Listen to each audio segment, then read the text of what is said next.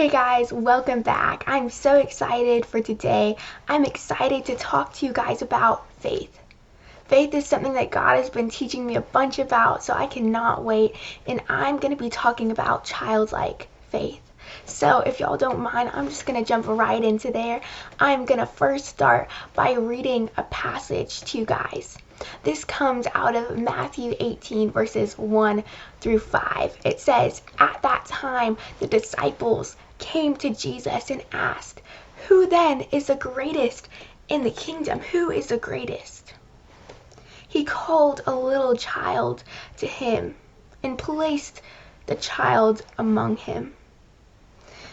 Jesus said, 'Truly I tell you, unless you change and become like children, you will never enter the kingdom of heaven. Therefore, whoever takes the lowly position of this child is the greatest in the kingdom of heaven.'" Is the greatest. "And whoever welcomes one such child in my name welcomes me." That was Matthew 18 verses 1 through 5. The first point I want to make, just looking at this story, is that Jesus tells the disciples, he calls us to be childlike. But we can't get that mixed up with childish.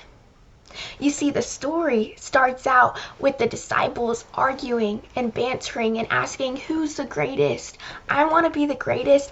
I want to be the best." And Jesus says, "Whoa, whoa, whoa. Stop. That's not what I want you to be. Stop being childish and start being childlike." And so the question I want to answer today is, what does it look like to be childlike? Why did Jesus want us to have faith like a child? What does that mean? And so my first point for you guys today is that children trust completely. Jesus wants us to have childlike faith because children trust completely. Proverbs 3:5 says, "Trust the Lord with your whole heart, and lean not on your own understanding. And in all your ways acknowledge him, and he will make your path straight." Children, when they hear from God, they believe. If God says something, they trust it. If God said something will happen, if God says that they are beloved and they are beautiful, then they simply believe that. But I believe it doesn't stop just there. Children trust God simply, but they also do not lean on their own understanding. And so what I mean by that, I want to just give you guys an example and paint a picture in your head. So if you can remember back to when you were a child, let's give this example. Let's say you come to your parents and you're like, "Hey, my birthday's coming up. Can I have a party?" And let's say they say yes. Your dad says, "Of course we can."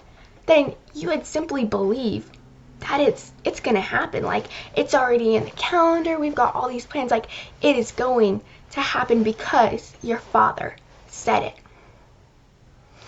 Children, they don't lean on their own understanding. They don't lean on their own resources to make it happen, to make it come into fruition, but they believe if their father said it, then it is going to happen. And I believe that is so beautiful with childlike faith. Jesus calls his disciples so they can be childlike, so they can be dependent on God, and so they would trust the one true provider. The second point I have for you guys of why would Jesus call us to be childlike? The second reason is because children believe without boundaries. Children believe without boundaries. Luke 1:37 says, "Nothing is impossible with God." Nothing is impossible. That is so beautiful. That is so beautiful. And as a child, man, when we read that, we said, "That's true. That is so true." And I think slowly as we get older, we can look at our life and say, are you sure? Are you sure nothing's impossible? If you guys can think back, if you guys grew up in Sunday school and you can think back to all the stories you heard, we heard all these crazy stories of people in really weird, crazy situations. But before we even knew the end of the story, we believed that God would come, that he would show up, that he would deliver, the people from whatever problem it was, and that he would be the hero. We believed that God would be the hero before we even knew the end. But I want to ask ourselves today, do we still believe that? Do we still believe in our life that God can come, that he can come and do whatever he wants? If you think back to those Sunday school stories, we believed before we even saw the end that God was bigger than the fiery furnace. We believed that God was bigger than the lion's den.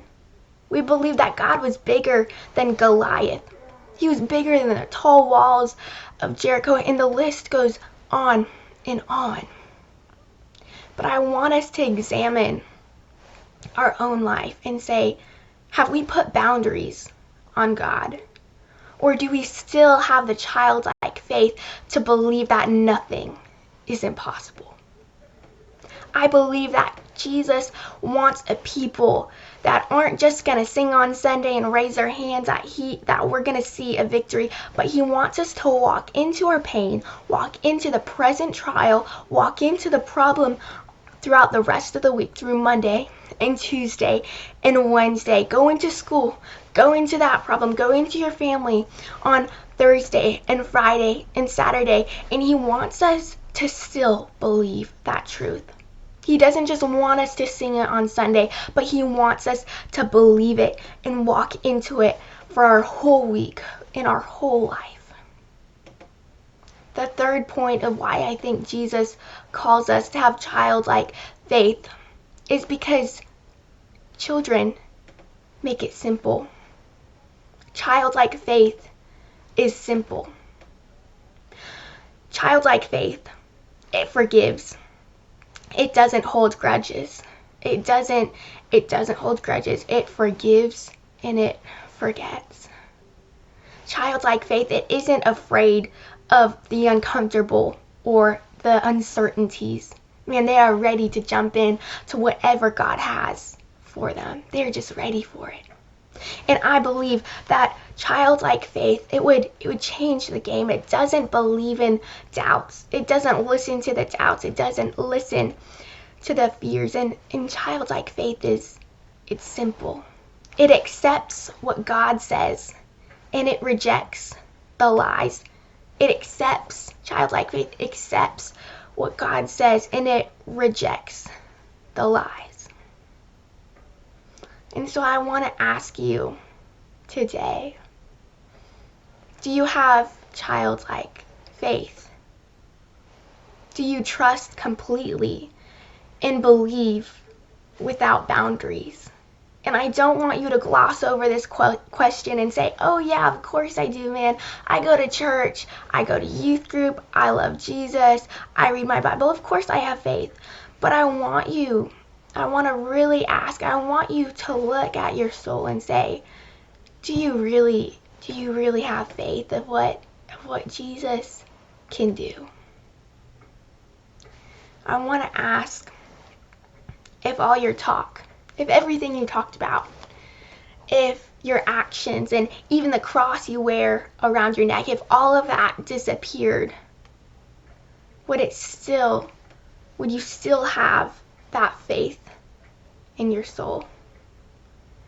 In other words, maybe I want to twist that question around for some other people. If the trust and the belief that you talk about, is that real in your soul? Is whatever trust and belief you have in God that you claim, is it really real? And I do not say that whatsoever to challenge you and to be like, to doubt your faith. I don't do that. I'm not doing that to doubt your faith, but I'm doing it because I want you to look at your soul, and I want you to not just look, because looks can be deceiving, but I want you to pray and pray that God would reveal any area in your life of doubt or disbelief, because I believe that this has happened to me recently. This is what God has been teaching me, is that I can act like I have faith. I can talk like I have faith. And I can even convince myself I have faith. But what really matters is what do you believe in the depths of your soul. And like I said, I acted like I had faith. I convinced myself I had faith. But at the end of the day, all it was optimism. I looked at my circumstances and I said, yeah, Jesus could, or I said, yeah, things, they might get better. I said, okay, things might change. That's great. And that's good to think. But greater than that, faith would look at those things. It would look at those circumstances. It would look at those problems, at that hurt, and it would say, and it would declare that Jesus would come and that Jesus would make a way, that he would do the impossible, and that Jesus would just be glorified through whatever it is. And I believe that is what faith does. And something I neglected to do was to put my full weight on Jesus. I trusted him a little bit. I believed him a little bit, but I didn't believe him fully. I didn't believe him with my whole soul and my whole heart and my whole mind. And so I want to encourage you to not just look, but to pray about what you're going through and what you see, and go on this journey of strengthening your faith and seeing, how can I trust God completely and believe him without boundaries. I want to end and read 2 verses for you. The first is John 1 verses 12, and it says, but to all who believe and accept Jesus, all who believe and accept Jesus have the right to become children of God. And the second verse is 1 Corinthians 1:30, and it says, you are God's child. You're God's child, and he sent Jesus to save us and to make us wise, acceptable, and holy. You are so loved. I'm so thankful for you. I'm glad that you watched this video, and I hope you are encouraged. I hope that this just spoke a little bit of life into you. You are so loved, and have an awesome day.